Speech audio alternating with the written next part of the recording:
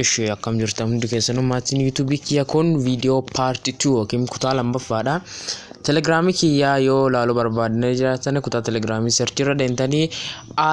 @walaloo hafuuraa jettanii qaxxitumaan na argachuu dandeessu. Walaloowwan hedduu achirratti waan barraneeraniif jechuudha. Qaxxitumaan gara walaloo kiyya dhaatan darba.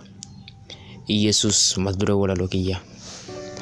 Yesus eenyuun dura na argee jennaan onne na keessa dongore madda jalaalaman gonne adoo kadhaadhaa keessa jiru inni ana beeku inni na barsiisaa karaa natti akeeku kana hin jibbine dogongoree tasuma wanni gooftaa kiyyaa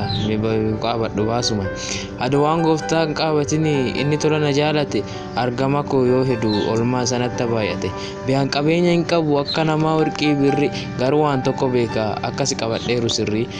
Inni anaaf jedhee fannifame Golgootaatti fannoo gubbaa ba'ee cinaacha waraanamaatti beargamoo kiyyaa keetii tola hin dhufne saba gooftaan jiruuf kan urannee bulle nami birrii tuullatee yoo si hin qabaanne yoo hidda fi sirratti hin fageeffamne yoo si komattuu ta'e nama jala maraati eegaa dhumni nama akkasii ibidda bara baraati ati yoo nama akkasii argite bira dhaqii gorsi lubbuu isaa badaattu gara Waaqaa deebisi Yesus diimaa gurraacha jedhee nama hin filu nama isa yakkee biraa deemellee yoo gara isaa dhufe hin didu tadu'eedu injifate si malee hin argine ta'urra safannissanu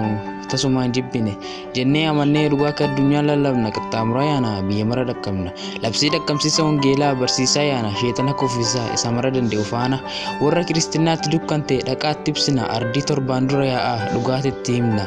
deemaa barsiisna warra dhugaati irraa gore warra waan ta'e dhabanii ka jireenyi itti joore dhaqaa barsiisaa siifinna warra si lakkisanii warra karaarraa guranii garba caatiif shiishaatti ani deemaa jajjabeessina warra rakkatanii karaarraa bu'anii warra waan ta'e dhabanii ka sammuu ofiitii lolani kana mara gochuuf hafuurri kennu waliin jiraatu kan turra nu qabeedhan san nu gorfatu mooto minurraa ati yoon haga baraa kaayyees tureessan jenne abbaan nama bara si jaalladha waan qabu mararra caalchisee si galateessa waan naagootiif guddise ati abbaa jaalala malee quba hin qabne jibba galati koon sii galchu si ta'e abboodachaa dhibba gaaf tokko akkana na goote jettee quqaa hin qabattu waan na barbaachisu keetii mootu jettee na dhoggattu waan na barbaachisu keetii mootu jettee na dhoggattu walaloon kun kan barraa bilisummaa lamuutiin Telegram kiyya warguu barbaadan walaloo hafuuraa jettanii qaxxitumaan search gootanii ajajal qabararoo subscribers 80 qabusan seenuu dandeettu amma YouTube channel kana ammoo subscribe share like coupling gochuudhaan na deeggaruu dandeessu jechuudha waan dhaggeeffataniif guddaa galatooma thank you